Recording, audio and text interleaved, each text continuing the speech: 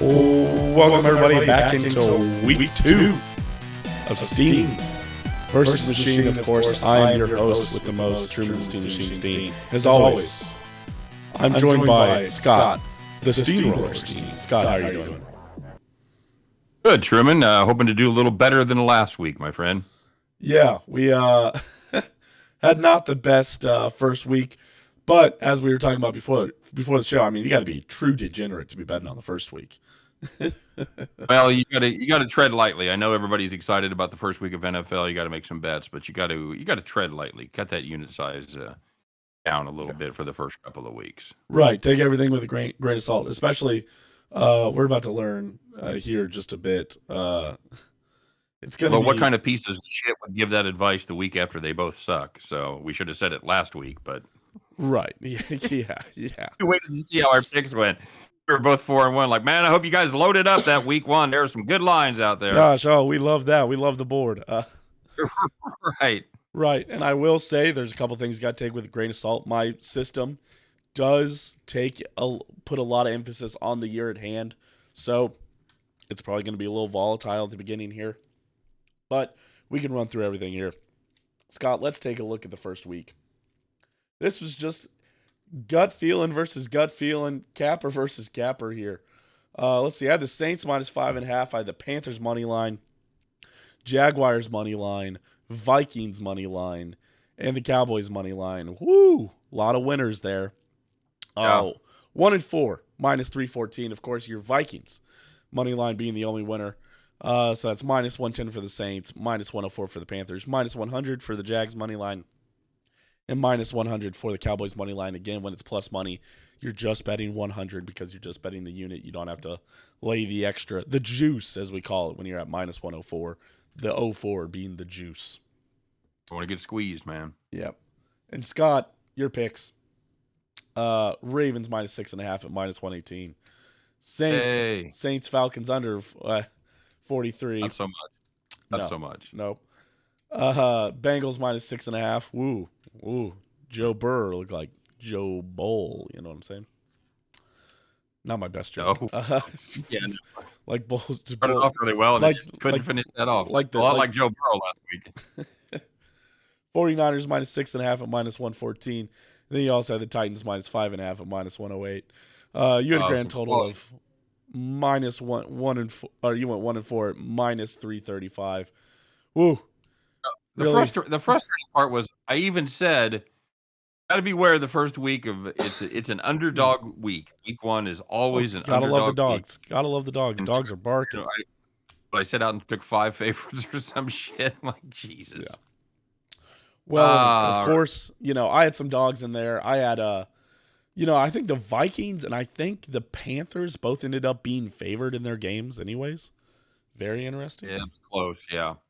But speaking of the Panthers and the Jags both had leads in the final 2 minutes. Both blew the game. I saw both of them go up with under 2 minutes to go. I'm like, holy shit, I'm going to win one of these. I was like, this is going to be awesome. I was like, if I win 2, I'm at minus 104 or whatever, I'm like, I'm going to be just under minus a unit. That's not terrible, or just above, and of course, both of them just heartbreaking fashion.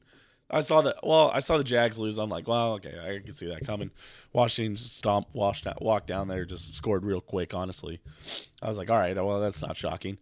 And then I was like, well, at least I still got the Panthers. I mean, I still got the Panthers. I mean, the Browns aren't going to possibly march down the field, kick that field goal. And I was also wrong. So, yep.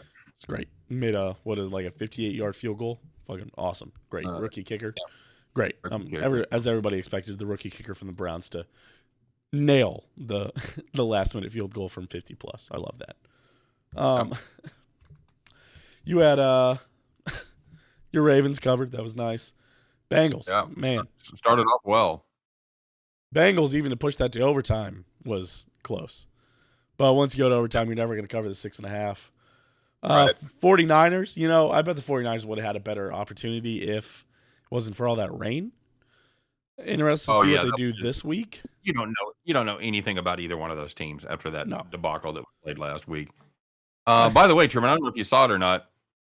AU won by 13 last week. in overtime. Yeah, I did see that. Yeah, sorry. I guess It was the miracle that you're always praying for when you've got 6.5 or 7 or in more. college, yeah. It goes to overtime. You're like, well, I'm totally fucked here because the most they're going to win by it. Well, yeah, in college, In so you college, you could can do that. In get the 7. NFL, in the NFL, If you're you could get 9. if you're over 7, you're screwed in college. Except when Yeah, that happened, as the kid stepped in front and jumped the route, and instead of just falling down and winning the game, nope, took it took to it the to the house. house, Fuck them. 80 yards back. Yep. Yeah, hats off to him. That's an So awesome way to like win a that bag game. of dicks, Mountaineers. Yeah. KU Jayhawks, your number 1 scoring team in college football. Congratulations. Also, the number 1 team in the Big 12. Stop the count. Yeah, no doubt. 2-0 All right, and buddy. 1-0 in the conference. All right. Let's not dwell on last week's picks, especially because they went so poorly. That in the rearview mirror and just rip that son of a bitch off and throw it out the window. Absolutely. Let's move on to this week's picks, Scott. We'll go 1 for 1 like we normally do. I guess I'll go first since I technically won. Again, a battle of I use this a fair amount of the time now, but the smartest horse last week really. Okay. Not good for anything, but at least you won, so it's great. Yeah. All right, pick number 1. I got the Saints money line. Good. Again, Fucking like run it. I said, this is gonna be a bit of a volatile system at the beginning here, but I like this Saints team. Saints get a chance to prove it against Tampa. I'll tell you what, that Sunday night game with Tampa didn't prove to me anything. I told some of my coworkers today while I was working, I said, nobody, the only team that looked good in the NFC last week was the Minnesota Vikings. That's the only team that's convinced me that they could make a run to the NFC Championship game. We're going to learn a lot this week when the Saints take on the Bucs. Both teams looked maybe better than people thought, but I'm interested to see what this Bucs team can do at the Saints. I thought Jameis Winston looked good. Michael Thomas looks healthy. I honestly, as much as the system's going to spit out some weird ones, I really do like the Saints money line pick. I got Thomas late in one of my fantasy league drafts and pretty excited about it. He really did a nice job. Looks like he hasn't missed a step. Kind of some worries about lingering injuries, but he looked good. All right. Had some good tosses if his wide receivers can stay healthy. Julio Jones, a pleasant surprise there. Yep. Not bad at all. All right, very good. Your first pick, Browns -6.5 at -110. Yep. Browns -6.5. I think the Jets are just going to be about an auto fade for me until they prove that they deserve better. They did a good job against the Ravens rush. Ravens rushed just 21 times for 63 yards. However, they are stepping up in class with the two-headed monster that is Kareem Hunt and Nick Chubb. We'll see how that goes. Like I said, I'm fading the Jets until further notice. I think the Browns get home and they do enough. They do enough to win by a touchdown or better. Give me the Browns -6.5. Scott, a quick question for you. Joe Flacco threw for over 300 yards. What was his QBR?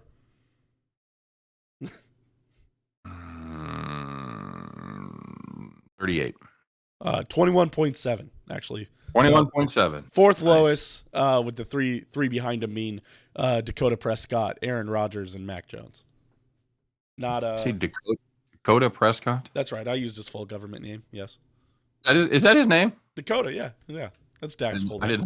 I did not know that. R.I.P. to Dak. Out for. I figured it was Dacula. I figured it was Dacula. Yes. All right. Dakathan. Yes. All right. Which brings me to my second pick, and here's where it gets very interesting. Scott, I have the Atlanta Falcons money line. It's plus 385, taking on the defending Super Bowl champion Rams. Here's the thing. Falcons did blow a huge lead against the Saints. They looked solid. They looked, like a good team until they fell apart like the Falcons love to do. The thing that'll make me feel the best is if they're just never up by double digits against the Rams. I'll feel great about this Falcons pick. Tell me your system is overreacted to the Rams losing badly last week without telling me that. I would have to guess so. Yeah, they ranked them. Let's see if I can tell you how poorly it ranked them for offense and defense because that's right. The system has offensive and defensive rankings, as you're going to see a couple totals here come in at the end. Hmm.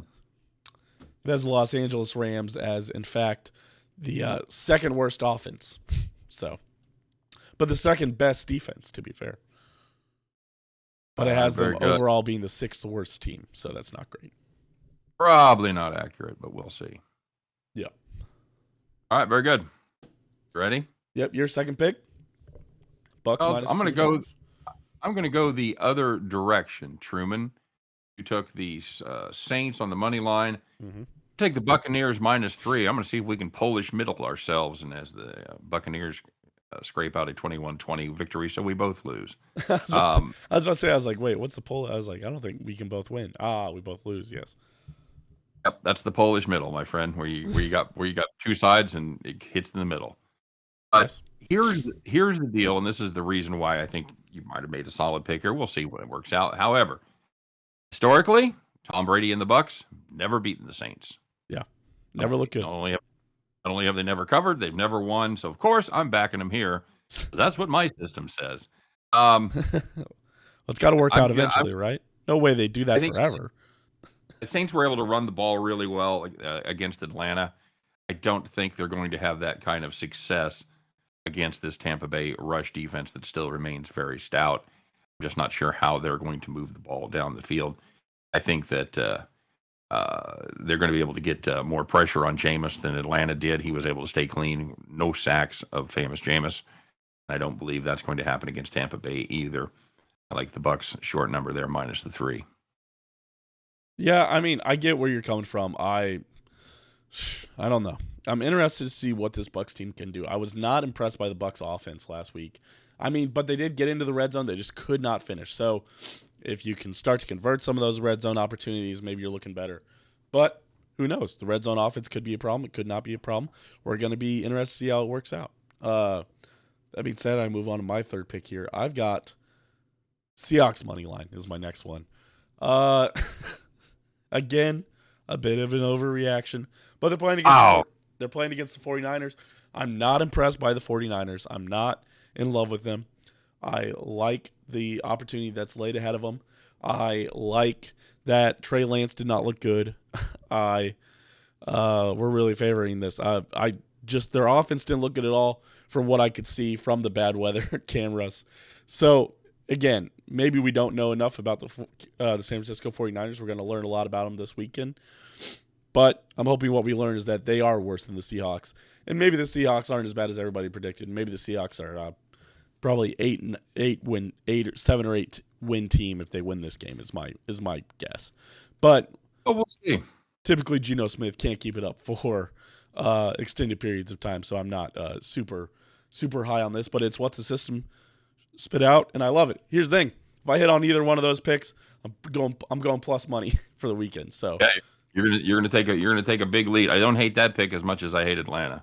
Yeah, I think that Seattle +9 may actually be on my card this weekend. We'll see. Yeah. When I'm sitting here next week and I've cleared 10 units, we'll be I'll be going crazy for sure. Fair enough. Brings you your third pick, Scott.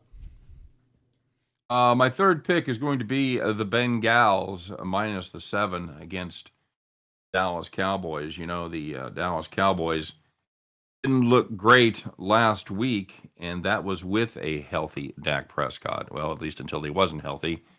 And now we get the Cooper Rush experience, my friend.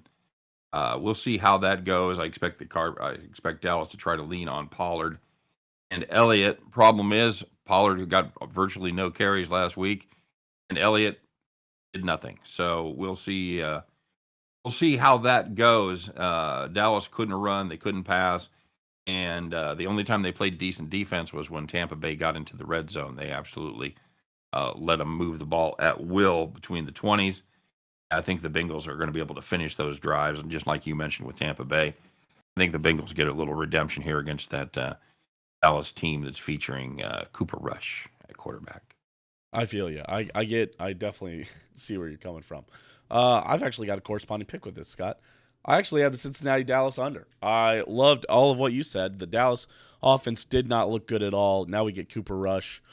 Uh, Also, Dallas was able to step it up. They were able to put the pressure on it. I'm interested to see if they can put that pressure on the Bengals O-line. It seems to have been improved, but when TJ Watt was in there, he was giving the Bengals offensive line a hard time. Joe Burrow did not look good. I'm interested to see how he's going to look. I'm wondering if maybe all that appendix surgery he had, all that appendix surgery stuff he had in the kind of the late off season, maybe is starting to play a little bit of effect. Maybe he didn't get the same strength. Maybe he's just not up in the same to like an NFL game speed. Maybe he's playing a little scared. I don't know what's going on, but I'm interested to see how that trend continues in week 2. If Bengals can get back to how they are or how they were last year, but the under 41.5, it's a low number, but I still like it a lot. It'll be interesting to see if either of these teams get up to 20. And I'm not sure I trust Dallas to get above 10. So And this number's come down. It was, I think, 44 at one point. It's come down to 41.5 now. So there has been some movement to the under. So you are not getting as much value as you would have if you'd been able to grab this earlier in the week. yeah. But, yeah. Luckily, still minus 108. So a little bit better of a price. Not as much juice, but not perfect. All right. Brings Ready? you to your fourth pick. Yes, sir. I'm going to play my first total here. It's going to be Texans Broncos over 45. Overlooked, I think, a couple things from that Denver Seattle game was the fact that Denver pretty much moved the ball at will on Seattle. Fumbled 2 times inside the 5-yard line. That'll do it to you. The game probably should have been 30-17. Denver, by the way, I had the miracle under in that game. I had the under full game, and I had the Seattle Seahawks team total under 19, both of which were absolute stone cold miracles that I hit as they put up nothing in the second half. No sweat at all. Never a sweat. Oh, it's one of those ones when you lose on a bad beat, you got to remember those that it doesn't seem like it evens out. Perhaps you get a little bit of justice there. So I'm not. The other problem Denver had in that game, other than being able to finish their drives and even finish the drive with possession of the football, was the fact that they were pretty much run out of the building by the Seattle offense, which I have no faith in that offense at all. I think the Texans are probably not quite as good as Seattle on offense. I think they're close. I wouldn't be surprised to see the Texans put up somewhere in the neighborhood of 17-20, and I think that gives us plenty of room to get this one over the total of 45. I think Denver will have their way with them. Gotcha. I love it. I like it. Which brings us to our final picks. I've actually got another total for you here, Scott. Let me lay it on you. I like Chicago. Okay. I like the Chicago Green Bay under 41.5 also. I think this is I for one am not a Justin Fields believer. I believe that they won that game because of the rain. I'm almost positive that San Francisco probably would have came out on top otherwise. I'm also just not a big believer in the Green Bay offense right now. They don't seem to be on the same page, although Aaron Rodgers does own the Chicago Bears. But again, the Chicago Bears, another team that maybe won't put up 10 points here. And I'm not sure that the Green Bay offense is capable of putting up over 30 if that is the case. And I think this could certainly be a classic kind of NFC North bout where you have a 20-17 or a 17-14 or a 14-10 kind of thing. It's going to be on, I believe it's Sunday night, and that's just going to be a terrible game to watch. It's going to be one of those terrible early Sunday night football matchups. Make your Sunday night plans now, and hopefully they won't include football. Yes. However, we've got a doubleheader Monday. Yeah, I was my favorite Monday of the year. I was a little confused by that. They did that first week last year, and the last 2 years, I thought. So it's weird to see that get pushed back. I don't know. I assume it's a TV rights thing or something, but I don't know. I don't know why they did that. And Amazon, I think, has all the Thursday night games except like the first one and maybe Thanksgiving. I don't know. They probably have one of the games on Thanksgiving. I assume. They've only got 15 games this year. So, okay, well then probably not Thanksgiving. I guess that's 3. No, you won't have one week 18. I guess so. 15. Okay, everybody finishes on the same Sunday. Yeah, so week 1, week 18, and then I guess you're probably right with Thanksgiving. because I believe it's Uh, like Fox broadcast, CBS broadcast, and I think it's like Sunday Night Football at nighttime. But don't quote me on that. I think it's NFL Network, but I'm not sure. So. Interesting. All right. All right, I'm gonna take the first game of that Monday night doubleheader. I'm gonna take the Bills minus the 9.5. Again, this will probably doom me that I say this, that I call out my own play before I make it. But week 2, you have to be careful of overreactions. You see your system overreacted. I think a couple of the games there, and this Titans team looked okay, not great, but the Bills, I think, probably had the most impressive performance on both sides of the ball of the opening weekend, despite the fact that Josh Allen threw 3 interceptions. But did he have 3 or 4? 3, right? Interceptions? I thought he only threw 2. I think he threw at least 3. I think he threw 3 and Burrow threw 4. But anyway, what I was impressed with by this Bills team is they absolutely stoned Rams running game. 18 carries, 52 yards. Now, obviously, Derrick Henry and the Titans are going to have a little more success than that. But if the Titans can't run effectively on basically all 3 downs, we really trust Tannehill and this group of absolute no-name receivers. I know I don't. And the Titans, they're not built to play from behind. If they get behind in this game, you start to put it on Tannehill's shoulders. That could get ugly. I think the pass rush will get home a few times. I think the Bills are going to be all over this one. Home opener, Monday night. They're going to be flying through the tables up there in Buffalo, man. Give me the Bills minus 9.5. Here's the only thing that worries me about this. It's one of those weird stats that, again, I hear a lot of these. We were talking about this even today when I was talking to my buddies. But you hear a lot of things about, like, oh, well, this team hasn't done blah, blah, blah, and blah, blah, blah since blah, blah, blah. And, it's a lot of like, they haven't played on grass and won on a Tuesday when the sun is shining, but only from the north, Right. But the Bills, the only thing that concerns me for you is that the Bills have not won on a Monday Night Football game since the turn of the millennium. So, Okay. but they also haven't played a Monday Night Football game since 2016. So, Okay, take well, it however you want it. Wait, if it's not in the Josh Allen era, it means nothing to me. I know. That's the way I look at it. You look at those. Sometimes those historical stats are helpful. Sometimes they're not. You have to look at the makeup of the team. How many is it? The last 20 years? Don't give a shit. Not one. Chiefs haven't done this in the last 20 years. I don't give a fuck. It's what have we done the last 4 years? That's it. I know. All those trends go out the window. And So, actually, I want to confirm that was I'm actually just from saying. an article from 2018 that I was referencing. Hold on, let me double check. Nope, lost to New England on Monday night and Tennessee on Monday night last year. Lost to the Chiefs on Monday night. Oh, beat San Francisco on Monday night and the New England on Monday night in 2020. So, or maybe that was just a Monday. That could have been a Monday afternoon game. Who knows with the 2020 stuff. So don't quote me on that. That could have been Monday afternoon, and didn't play in any on 2019. So, all right, and I also kind of throw 2020 out. That's fair. Okay, I think we could all agree on that. Had no fans. Anything that happened home game wise, well, they didn't play very well at home. Yeah, okay. Yeah, I'm okay with that. That's fair. I'm staying with it, buddy. No. I'm staying with. I'm definitely not here to talk you off that ledge. I think if you just look at it, we talk about the eye test a lot on Don. That's true, and I think the Bills minus 9.5 feels like a slam dunk over these Tennessee Titans that struggling to find an identity with the loss of AJ Brown. Man, you watch the Tennessee Titans offense, and you say, man, those guys could really use a guy like AJ Brown. That'd be really good for them. Well, they have an identity. They're the Houston Oilers of 1982, and they're pounding Earl Campbell up the middle on every play. Yeah. Unfortunately, it's 40 years too late. Yep. All right. Well, Scott, I appreciate you sitting down. I appreciate all your help.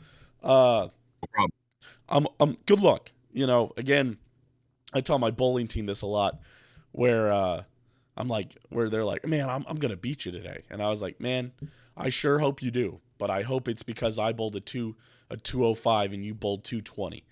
I hope it's not because I bowled 150, 50 points below my average, and you bowled 155, which is 10 points above, 10 pins above. I wouldn't be average. taking many victory laps if I'd have gone 2 and 3 last week. Right. Yeah. So I'll see you go 4-1. I'll go 5-0. We'll take that. Yeah. Right. That'd be great. I'd love to see that. And if I go 4-1, I'm definitely beating you at 5-0. So with massive Well, Falcons and Seahawks money lines. So, and if we've learned anything else from this recording, we've learned that from now on, I'm going to have to turn the studio lights on because ambient light ain't getting it done. We better wrap this up before I go full dark, buddy. fair enough. Scott, people can find you over at winnersandwiners.com, winnersandwiners.com, Winners and Winers on YouTube, especially. Max Wagers Network also? Nope, not anymore. Nope. Nope. Well, with working on the new project, I became exclusive to Winners and Winers. Awesome. Yeah. When does that show air? It drops on Thursday afternoon, so the latest episode is now up. Week 2, check it out.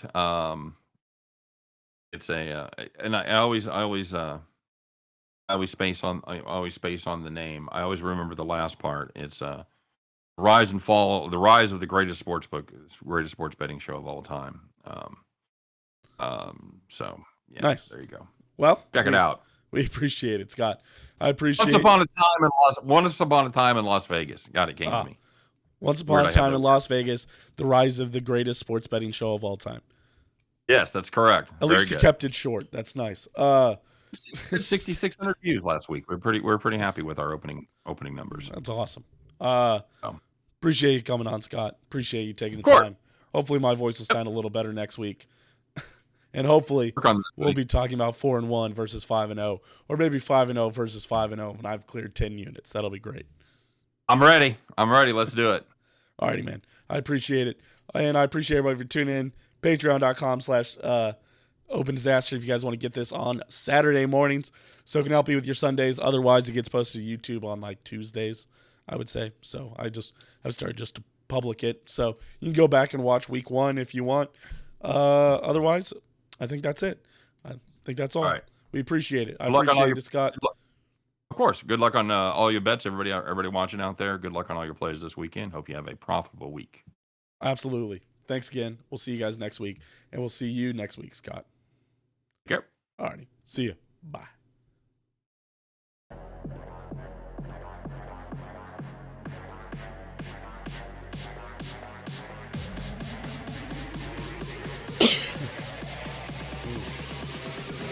Good cough. See you guys.